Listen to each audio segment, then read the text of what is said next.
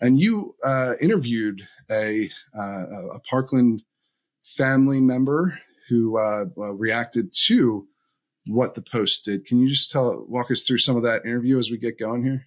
Sure, absolutely. When we kind of got word that this was coming out ahead of time, right? Kimberly Garcia, whose daughter was murdered at Robb Elementary in Uvalde, had shared on social media, "Hey, this is coming. Don't share this story from the Washington Post." I think Sandy Phillips, whose child was killed in the Aurora movie theater shooting, had said something as well that CNN or that the Washington Post had reached out to her. And so the day before this was published, I reached out to Ryan Petty, who's a contributor at Bearing Arms, whose daughter Elena was one of the victims at Parkland. And I said, I hate to ask you to do this because I know that, and I did hate to ask because I know that talking about this dredges up very painful memories, but I felt like it was important. Wanted to give him the opportunity to respond. And he said, yeah, absolutely. Let's do it. So he joined me on the show yesterday morning. And we talked about first, the first question I had was, did the Washington Post reach out to you? And I thought it was interesting. He said no, that the Post did not reach out to him specifically. There are apparently a group of, Parkland parents who, I guess, talk online on a fairly regular basis. And he said that one individual, he didn't name who that person was, but he said one individual was contacted by the Post.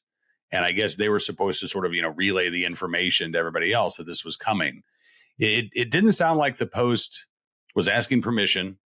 Didn't sound like the Post was, asking, are you okay with this even? Just, hey, giving you a heads up, we're going to be publishing this. In the case of Parkland, Ryan said that the families have worked really hard to keep those crime scene photos away from the public.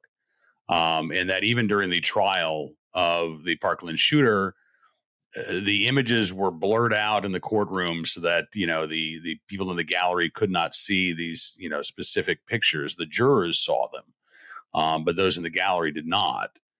In this case, he said it was apparently a video that was taken by a student while the shootings were taking place that the Washington Post used. But he said that there was, a child who was killed, whose parents identified that child. They knew who they were. And this was a traumatic experience. It did reopen some very painful wounds. And so from there, we kind of talked about, the decision to do this.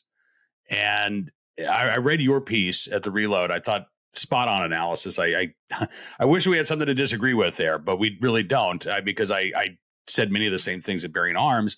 Yeah. When we're talking about a news story, one of the first things you learn in J school is every story should answer who, what, when, where, and why. And the Washington Post stopped with what? It was the AR-15. That was the subject of their story. It didn't matter if you were, victimized in a mass shooting in which a handgun was used. You weren't a part of that story, right? Mass stabbing, Washington Post didn't care. This was such an agenda-based story. And Ryan felt the same way, that this was in some ways very shallow reporting by the Washington Post, that it was designed to elicit a reaction. He called it gaslighting. Sally Busby's comment that, this was meant to shine a light on the particular dangers of AR-15s. Ryan doesn't buy that. He said that it was, disgusting, the reporting from the Washington Post. And I have to say, I can't disagree with him. And I know that we're going to get into this, but to me, there was no good reason for a reporter or a paper to publish these photos unless, again, they had an agenda. And it wasn't about informing the public. It was about inflaming their audience to push for a ban on these particular firearms, modern sporting rifles, semi-automatic rifles, AR-15s, whatever you want to call them.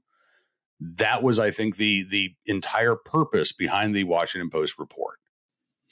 Yeah, I mean, I think it's hard to disagree with that, especially because they, at the same time they published the photos, they published an op-ed that called from the editors, not just a single person, but the editorial board of the Post, in concert with publishing these photos, also published an op-ed that called for exactly that. So like it's fairly on the nose, transparent stuff as to what they were attempting to accomplish with this.